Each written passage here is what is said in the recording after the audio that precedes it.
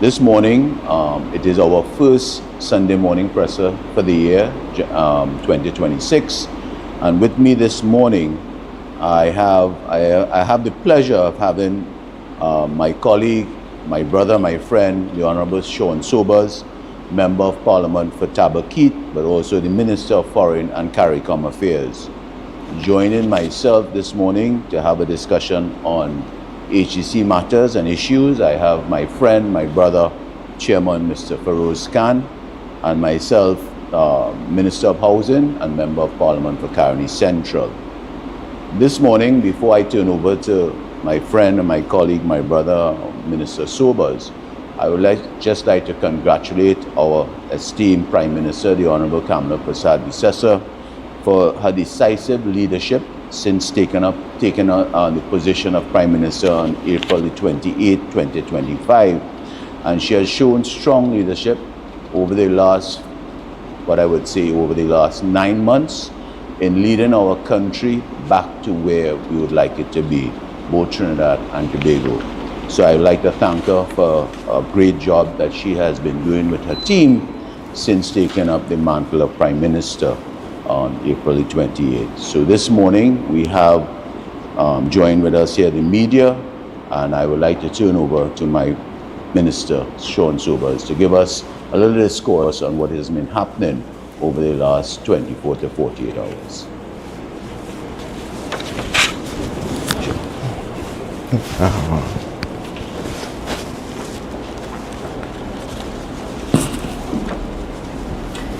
Good morning, Trinidad and Tobago. Happy New Year to everyone. Thank you for joining us here this morning at this press conference. As you may well be aware, there would have been some kinetic activity taking place yesterday in the Bolivarian Republic of Venezuela. Based upon the dynamism and fluidity of the situation, we would be very careful in terms of what information we are prepared to discuss with the national public. Suffice it to say that we are prepared to provide updates as regularly as we get them and as regularly as we can, so that the nation and the country and the citizens can keep themselves informed based upon the information that comes to us from the relevant sources. The government of Trinidad and Tobago has taken note of the kinetic activities undertaken by the United States in Venezuela on Saturday, the 3rd of January 2026. Within the early hours of yesterday morning, the Honourable Prime Minister engaged elements of the National Security Council apparatus in relation to the aforesaid kinetic activity.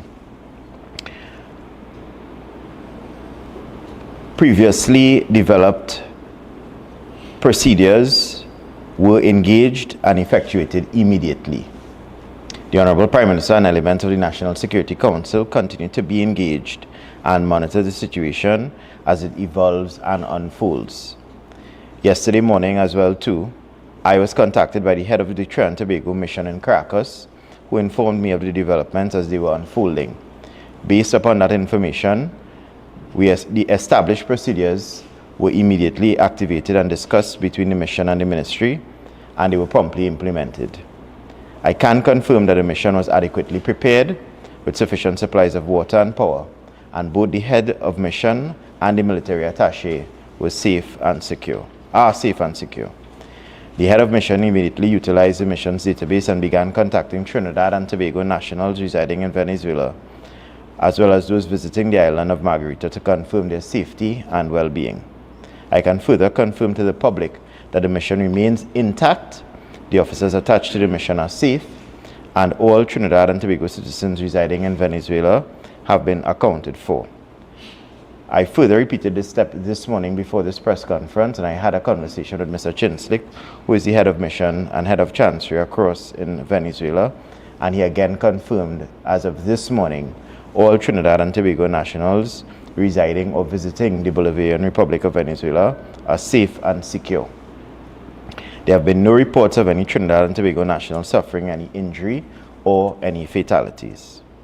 I also now wish to reiterate and underscore the statements made by the Prime Minister yesterday, which my ministry and the entire government of Trinidad and Tobago firmly supports.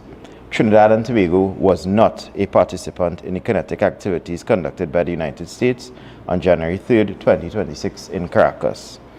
Trinidad and Tobago, however, looks forward to renewed cooperation and the strengthening of our long-standing friendship with the people of Venezuela in the coming years.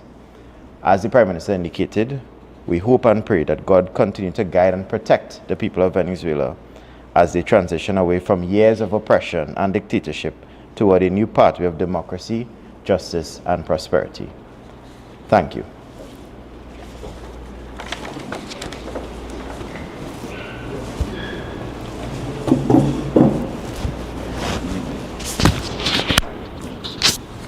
Okay, thank you, Minister Sobers, for that information shared with us here this morning for the general public.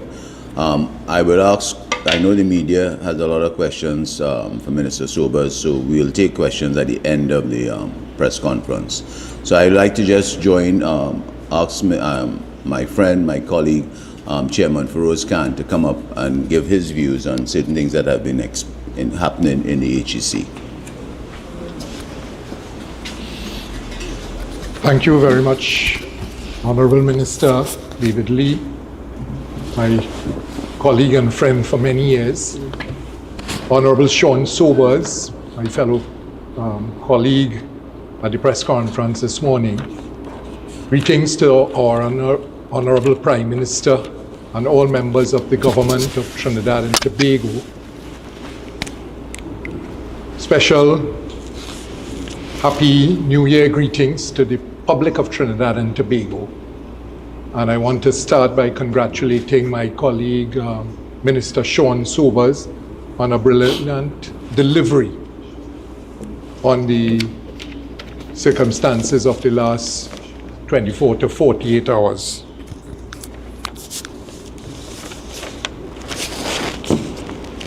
This morning, we are here to talk a bit about the HDC. And the fundamental questions that we must answer is, where are we? How did we get here? And how do we go forward from here? The first question, where are we?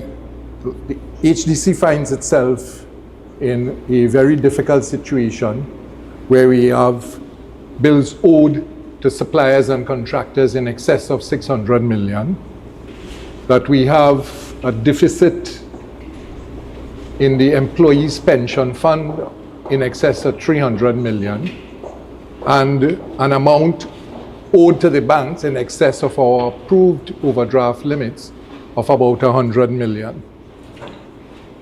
We also have a bill approximately in receivables that are very questionable. How did we get here? This situation didn't come upon us overnight. We got here because of poor construction management by the last administration over the last 10 years, where on average, they would have built about 400 houses annually. But these houses, which were worth approximately $500,000, were being constructed at a cost approximating $2 million. We need to understand the impact of that. 4,000 houses where the construction cost was in excess of the value of the houses constructed by approximately $1.5 million per house. That's a total of $6 billion. That $6 billion could have built 12,000 houses, which would have greatly made it easier for those citizens who have been waiting in line for years to get an HDC house. What else was happening?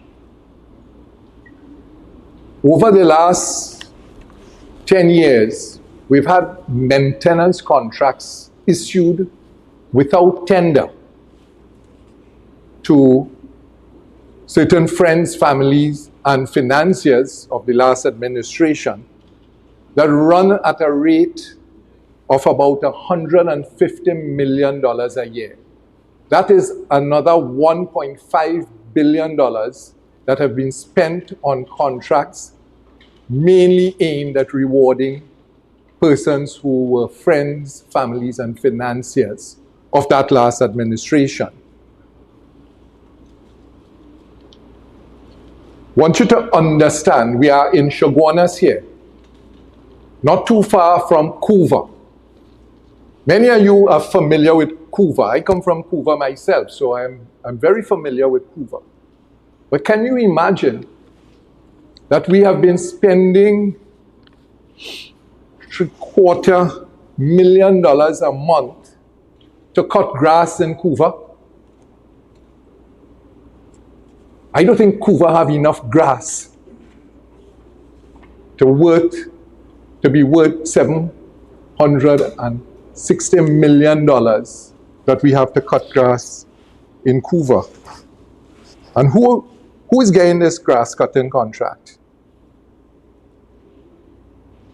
You're familiar with some companies called I.A.N.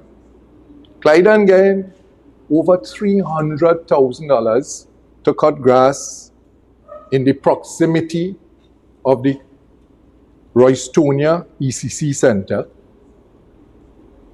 in the proximity of the Cuba North Housing Project. Costa, another 12,000. Pical, another 18,000. Rivulet, 26,000. Shore Serve, 60,000. Almost $500,000 a month being paid to cut grass in and around Cuba to companies associated with a former MP. A former MP who sat in the parliament and passed the OPR and then flouted the same OPR by accepting contracts without regard to the OPR rules. And he's not alone in this. There's a company called J.C. Edwards, which is owned by a fellow whose name is very similar to the former chairman of CPEP. So maybe it's appropriate that he was cutting grass in HDC too. But why is a chairman of CPEP, who's an accountant, cutting grass? I thought grass cutting was for the rank and file and the grassroots. But he was cutting grass at $80,000 a month. So when your children come to you and ask you, what should be their career choice? Don't be too upset when they tell you they want to be a grass cutter. There's a company owned by another financier and friend, Trinidad and Tobago Landscaping, cutting grass at $120,000 plus VAT a month, and picking up garbage at another $400,000 a month. The former MP also have lucrative garbage contracts. My friends,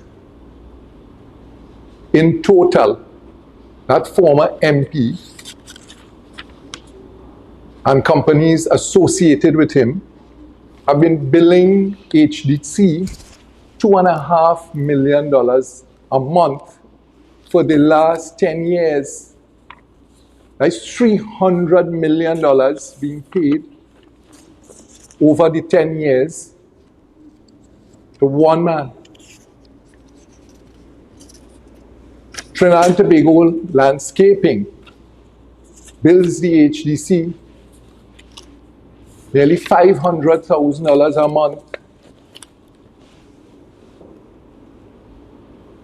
$6 million a year, $60 million to pick up garbage and cut grass.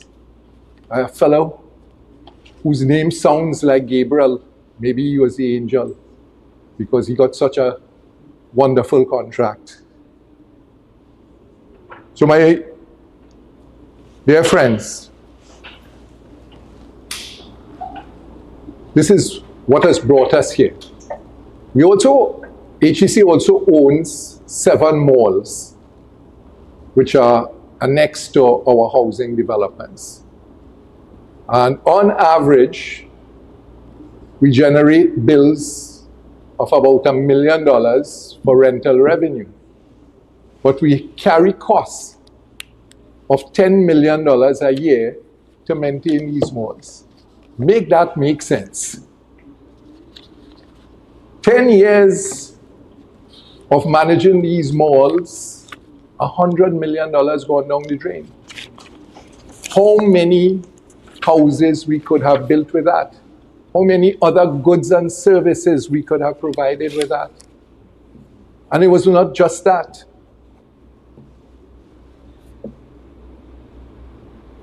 Over the last 10 years, we've been overpaying certain contractors and suppliers to the tune of over $20 million and no effort to recover $20 million. In one case, a contractor was overpaid $10 million. $10 million overpaid. I've had to deal with the government services over time, and it's the most difficult thing to get paid because you have to provide so many documents to support your claim and so many checks and balances. But yet the agency could overpay a contractor $10 million and not bother to look to recover it.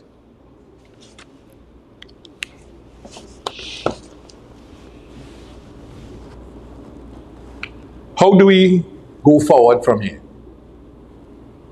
I can start by saying all our future construction is going to be on the basis of design, build, finance at fixed prices.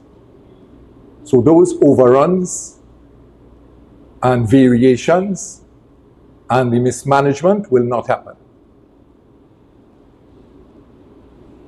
Those monthly maintenance contracts that amount to $150 million a year now are being reorganized and retendered in accordance with the rules, and some of those services are going to be provided in-house by the HEC, and we will save $100 million annually from the management of these contracts. So my friends, I want to tell you, we are in a difficult position, but we have a clear strategic plan for how to get out of it and to get back to the core business of the HEC, which is to deliver affordable homes to the citizens of Trinidad and Tobago. I want to say thanks to the citizens of Trinidad and Tobago for their patience and their goodwill in waiting, but that we will be increasing our housing production at an affordable rate to ensure that we close the gap between those who want a house and those who get a house. I thank you very much.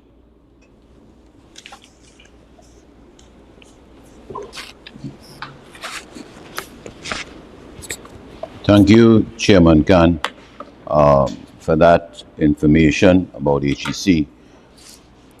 Let me just add a little bit to what Chairman Khan has said. And before I get into my brief presentation, I just want to start off by saying, as the Minister of Housing, and my other 2 line ministers, that would be Senator Philip Alexander and Senator Arnold Roberts, I just want to say we have full confidence in our chairman, Mr. Khan as AGC, and the new board of members of this of AGC that took over 4 months ago to run and to give some leadership into HDC. Now, you would have heard from Chairman Khan earlier on in his presentation about the issues that the new board and himself inherited when they were installed for about four and a half months ago. And it has been a very humongous task of what has taken place at HEC over the last 10 years. The last 3 months, in conjunction with trying to move HEC, a lot of time and effort with the new board has been spent on trying to restructure and put HEC in a better footing than what has happened over the last 10 years. So I want to give thank you to the chairman and the new board of the service and the tireless time that they have been putting in over the last 4 months in trying to reorganize and restructure HEC. Now, one of the issues that I know came up in the last 7 days would have been this issue about regularization of occupying homes of HEC. Now, nowhere in that article of last week, Sunday, that Chairman Khan quoted and used the word squatters.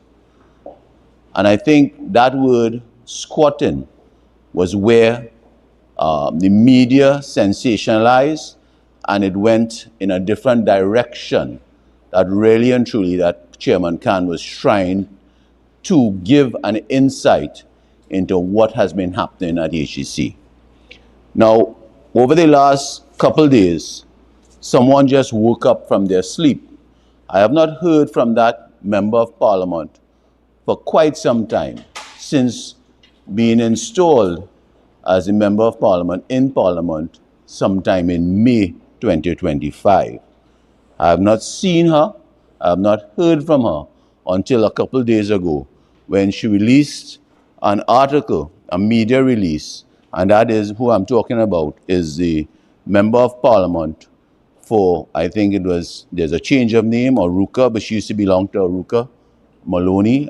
That's the Honorable Camille Robinson Regis. Now, she released a media article and talked about the housing policy of HEC and the UNC double standard and lawlessness. Now, what has happened over the last 7 days?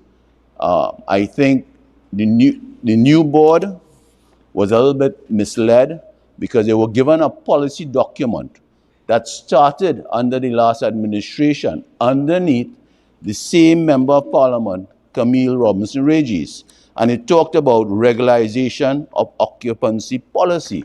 And I just want to put this up on the screen here, on the camera. This document that was relied on this new board, by this new board and chairman, was given to them, but it was not approved, and it was started under the process of the last administration, Camille Robinson Regis, and all the other line ministers or ministers that held that portfolio of Ministry of Housing, Minister of Housing. And I think the present opposition leader, Penelope Beckers, at one time held that position of Minister of Housing. Camille Robinson Regis held that position up until the change from Rowley to Young, and then Leonce, I forget his last name, Leonce also took over for a short, brief period.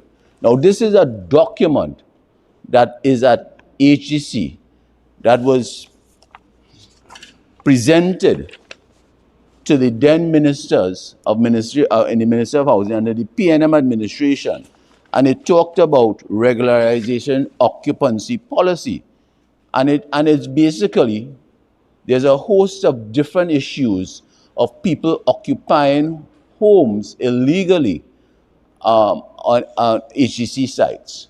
So different issues that transpired of why people would occupy those homes for one reason or the other. But I want to put it on the record here this morning that individuals who illegally occupy HEC homes will be removed if they occupy those homes by breaking into those homes and taking occupancy.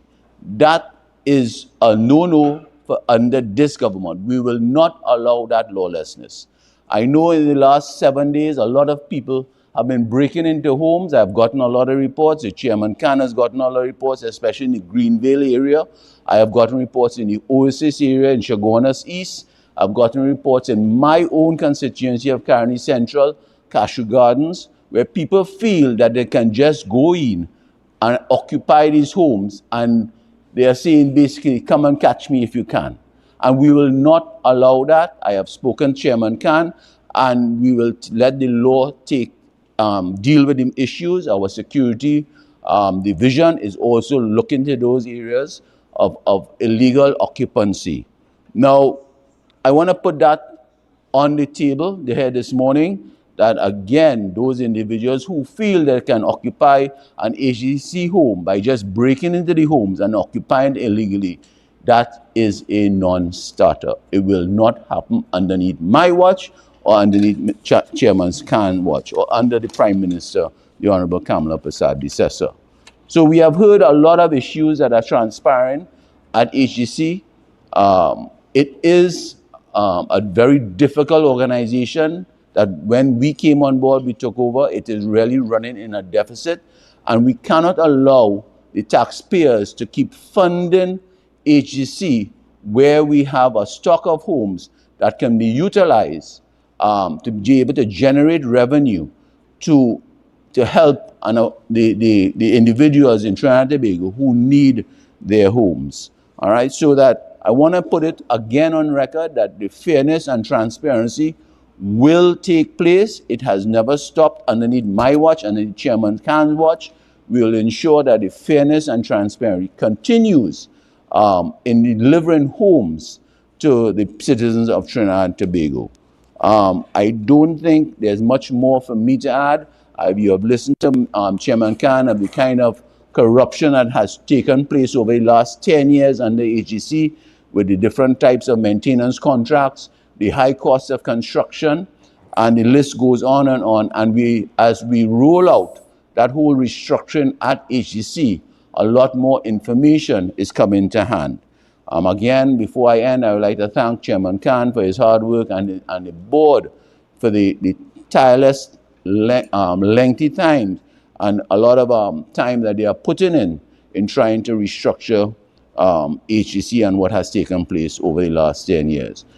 One of the issues that you would have heard from Chairman Khan is that the high cost of construction, and if really and truly you dig into that high cost of construction, how many more homes could have been constructed over the last 10 years? I think Chairman Khan identified maybe 12,000 homes could have been constructed if you really got value for money over the last 10 years, which the citizens of Trinidad and Tobago did not get under the last administration and whoever was running HGC and the ministers of housing.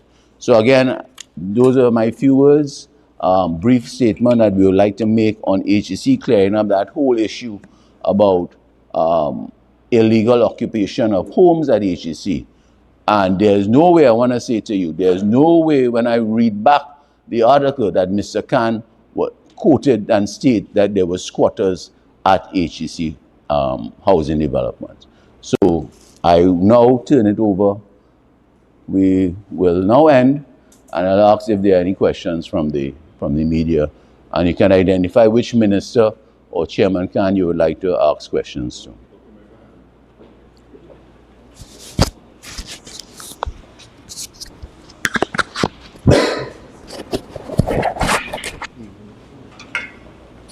Sure. Okay, good morning, everyone. I think three of us should start. Akash Samaru, Guardian Media. My question is for the Minister of Foreign and CARICOM Affairs.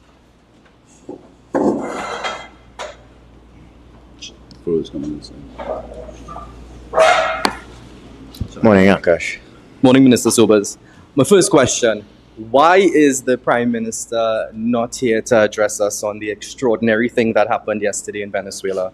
And given the national importance of what happened, why is this being held at a UNC headquarters and not a government office, for example?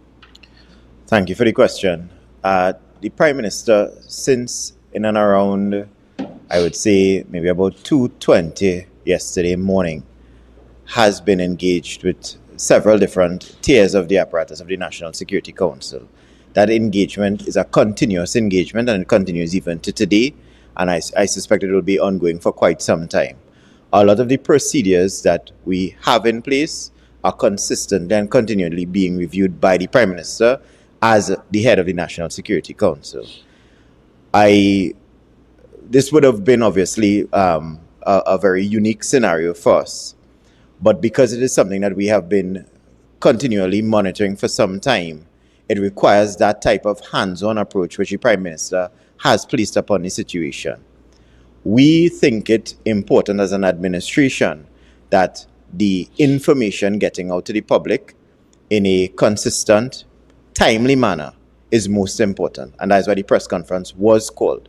So that whatever questions the media may have, whatever information that we are seized and possessed of that we don't believe is too sensitive at this point in time to release, we are doing so now and will continue to do so as the days and the weeks progress.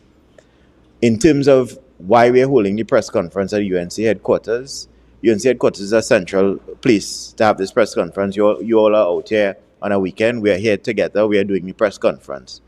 I don't think that the country is actually concerned with the medium or the location of the press conference, but they are more importantly concerned or tethered to the substance of the press conference, which is what we are doing here today in terms of the delivery and the information that we are providing.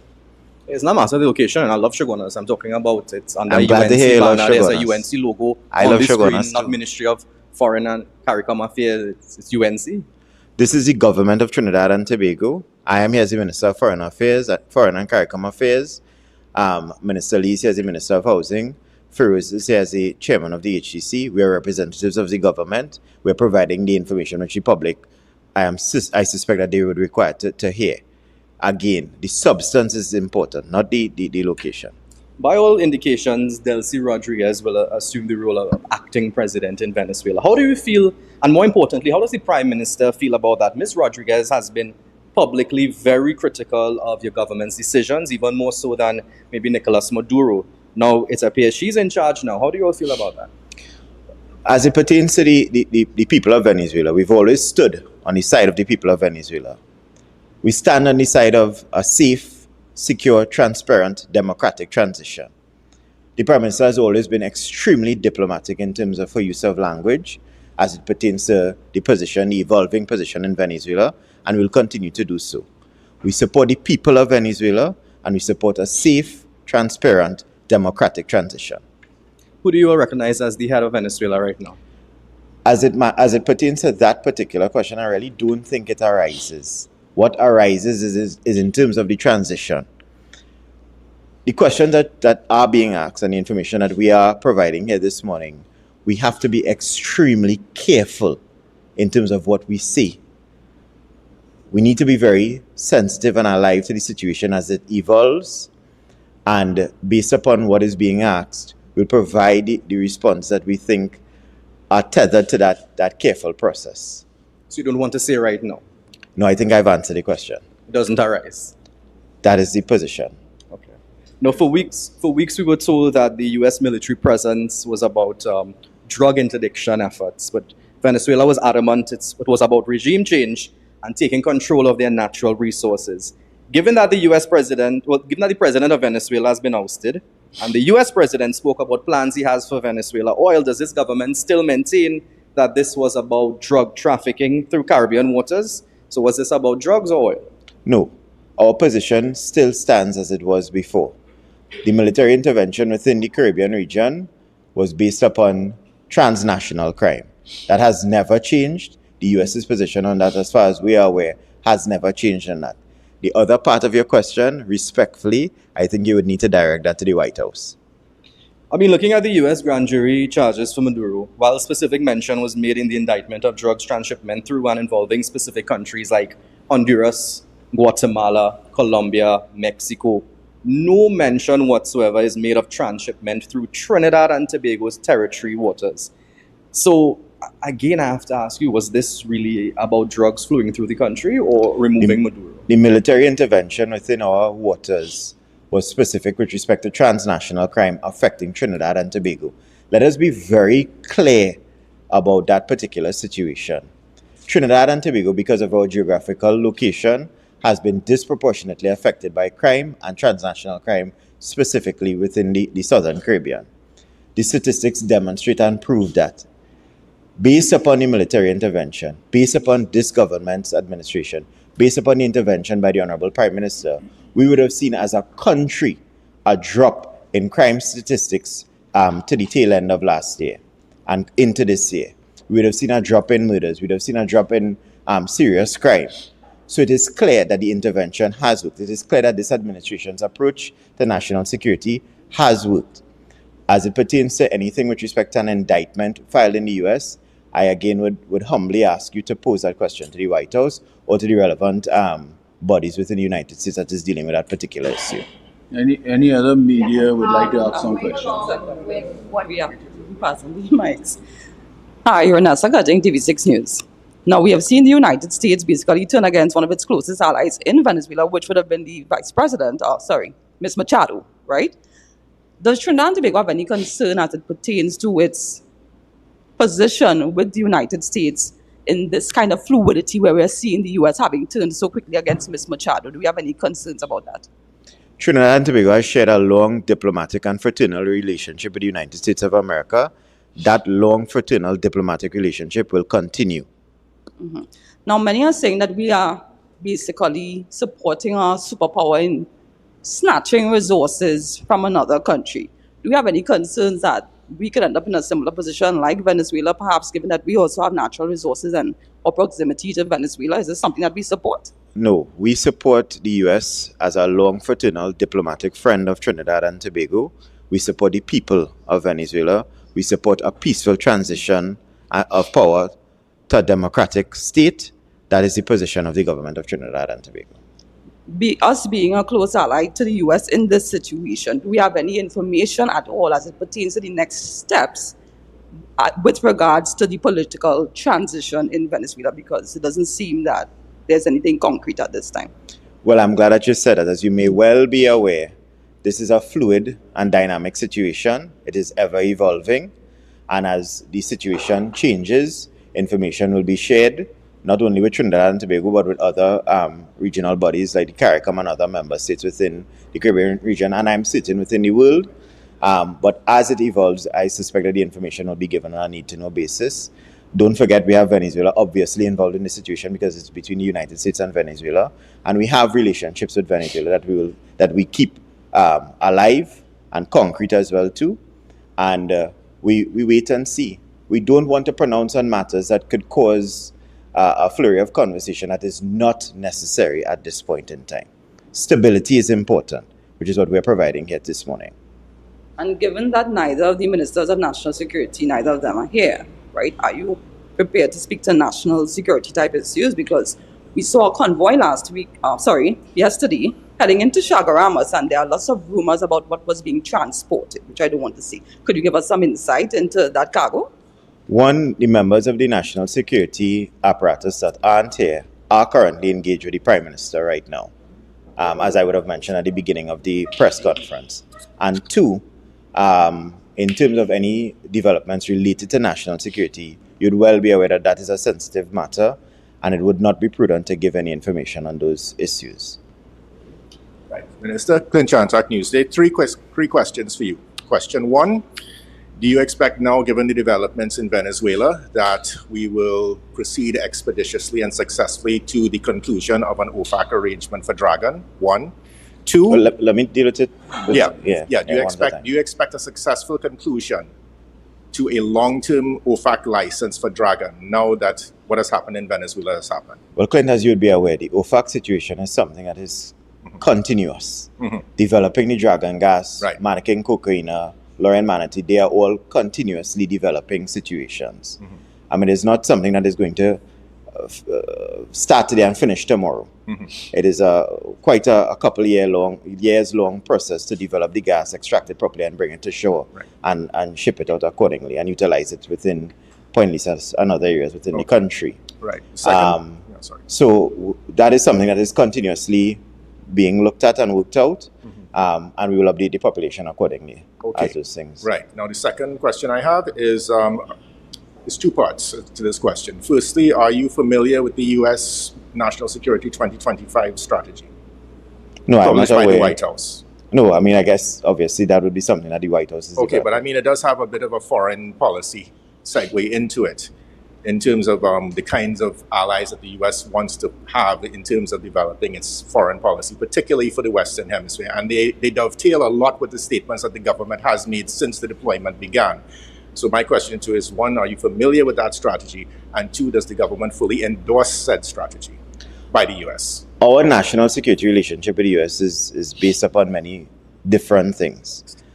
In terms of our relationship with the State Department, it has always been the same. We continue to agree. We want to work with the United States as a long fraternal partner to make not only the United States but its allies, Trinidad and Tobago being one of them, safer, stronger, and more prosperous. The well-being of the citizens of Trinidad and Tobago has always been forefront and paramount, most important to this Prime Minister and to this administration. And any policy by any country that will ensure that that occurs, Trinidad and Tobago and this administration, led by the Prime Minister, will support. Good morning, Kimbo Drum from the Express. Minister Sobers, I know this is something that was addressed not too long ago this week, but just any update on whether the Prime Minister is going to participate in any way in the CARICOM Heads of Government meeting? That CARICOM Heads of Government is scheduled to take place at the end of February in St. Kitts and Nevis, as they have assumed the role of chair of CARICOM at the end of 2025. We are still in the stages of planning in terms of the engagement at the Heads of Government, and we will let the country know within due course what the position is with respect to the delegation that will be going. That's it. That's it for Minister Sobers. I waited patiently. All right. Good morning, Minister Sobers. Good morning, Doris. Happy New Year. Again, yes, Happy New Year. Earlier, one of my colleagues would have asked you about what we saw happening in the capital as it pertains to the lockdown of certain streets that led to the police administration building. Now, while the government says via yourself and the Prime Minister that the attack that happened in Venezuela had nothing to do with us, the police commissioner would have stated in a release that when your neighbor's house is on fire, we should wet our own. My question to you evidently becomes, why did we not have more clearer communication from the government, particularly the Prime Minister? Because the Defense Minister would have said that people weren't worried or they had nothing to be worried about. But the activities that we saw in our capital told a very different story. I appreciate the question. And I guess essentially, because it's coming, it's a bit subjective. So essentially, in terms of our canvassing as well too, and looking into what was unfolding, I could say that I am aware that many citizens did not feel any type of calamity on the streets within the capital or within Trinidad and Tobago. I think a lot of that would have been connected to the manner in which we dealt with the situation. Respectfully, I don't believe that it is correct to say that the Prime Minister did not give information as it came to us through the National Security Council. As information came, based upon the sensitivity of the information, based upon certain protocols, established set protocols that were being reviewed at the National Security Council level, information was disseminated.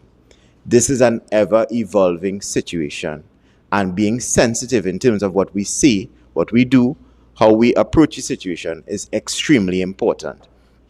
Certain measures, as I mentioned before, within the wee hours of the morning, because they were established protocols that we were consistently reviewing, were immediately effectuated. Obviously, we have to be careful with respect to how the country is looked at, how we are protected, how safe we are here locally. And I think that is what you would have been seeing playing out in the streets, not only in the capital, but throughout the rest of the country. But I definitely do not believe that anybody felt unsafe or there was any calamity at all. As a matter of fact, I think the contrary of that particular position holds true. You are here, you are safe. Yesterday, I suspect you went about your business as per normal. And that is what we want the country to continue to do. There's nothing to be worried about. The administration is in control, the Prime Minister is on top of things, and we are consistently reviewing certain established procedures and protocols as they're being rolled out. I want to remind you. Let me just wrap up. Minister, I have Minister one question Sobers. before you do that, because it's as important Minister for the national Sobers would have interest. said, Minister Sobers would have said, this is a very fluid situation and it's about stability. Right, for the but I people have to pose this question because coming from Venezuelan politicians, if you remember, before the rhetoric coming from Vladimir Padrino Lopez, Diosdado Cabello, was that if Venezuela is attacked, Trinidad and Tobago will face some sort of consequence. You yourself noted that certain pre-arranged mechanisms were implemented as a result. So while you stand here as members of the government, and we are grateful that you are able to inform the population that we have nothing to be worried about, we do know that the U.S. military presence is still in the Caribbean, but they're not going to be here forever.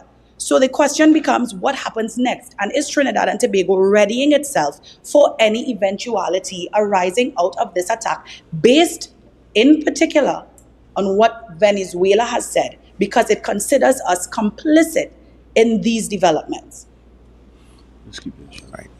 Number one, I don't know at all, respectfully, that Venezuela considers Trinidad and Tobago complicit in anything. That has never been said by any authority in Venezuela since yesterday, the 3rd of January, when the kinetic activity took place. Number two, Trinidad and Tobago made its position quite clear, very, very pellucid, that we did not participate in any of the kinetic activities that took place in Venezuela or in Caracas yesterday. Number three, there has been a lot of rhetoric being passed to and fro over the last couple of months, but diplomatic relations remain intact. Our embassy is open, operating as per normal, as I mentioned. Everybody is safe and secure. The embassy is here, open, operating as per normal, safe and secure. So there's no risk at all between or combativeness at all between Trinidad and Tobago and the Bolivarian Republic of Venezuela. We maintain that we want transition, free, fair elections, a democratic process to be established. We maintain as well, too, that the military presence within the region is for drug intervention and drug interdiction. I outlined some of the statistics earlier on as it pertains to the fall in serious crime since that intervention has occurred.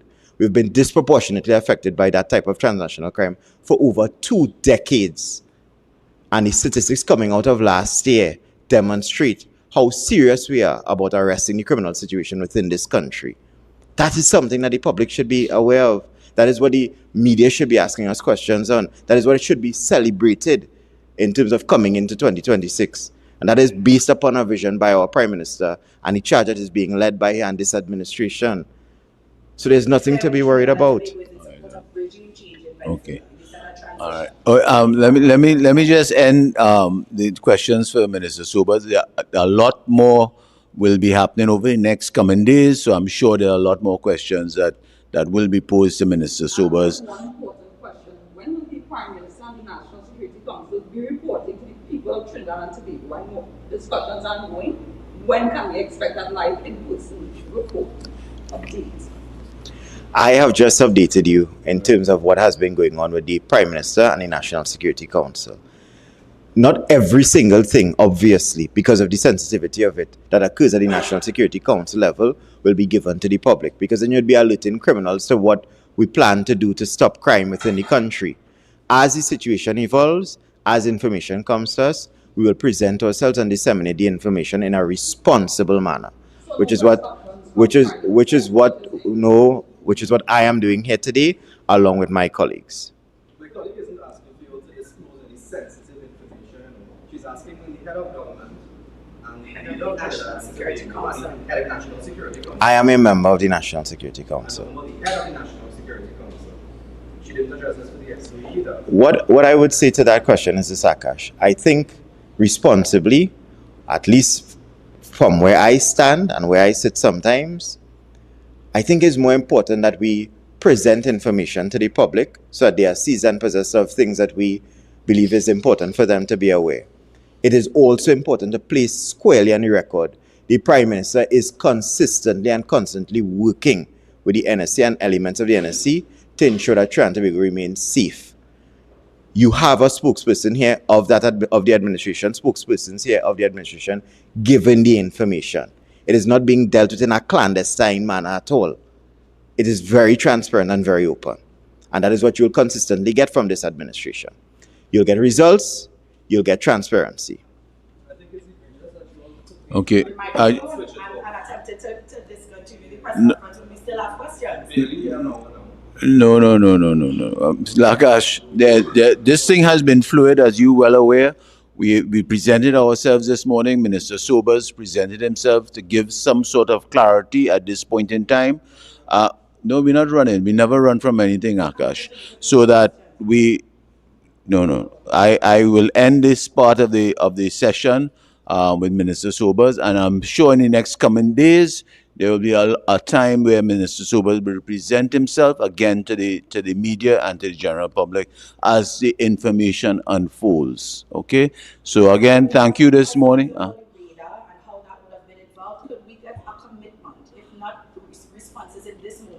That we will not only have Minister Sobers responding to us as a member of the National Security Council, but at the very least the Minister of Defense to respond to these questions, these pressing questions. That we hear you, and we will take that under advisement. I'm sure in the coming days, as the information unfolds, again, we will present ourselves to the media and to the general public. So again, in regards to what is happening in Venezuela, are we prepared for a possible influx of migrants? That's a bit premature that you're saying this thing happened in the last 36 hours. In the last 36 hours, so it is fluid. It is about stability for Venezuela. It is about their sovereignty, and I'm sure in the next coming days, Minister Sobers and the head of the Prime Minister and her team will be presenting to the media and to the general public more information as it can be delivered to the general public. So again, thank you all for this morning. I want to thank Minister Sobers for being here this morning. I want to thank Chairman Feroze Khan for taking the time out this morning. I want to thank all the media here this morning. I think you are in a better place than you were before we had this press conference this morning. So I want to wish everybody a Happy New Year on behalf of the Honorable Prime Minister, the Honorable Kamala Prasad Bisesa, and her team. Thank you, and God bless.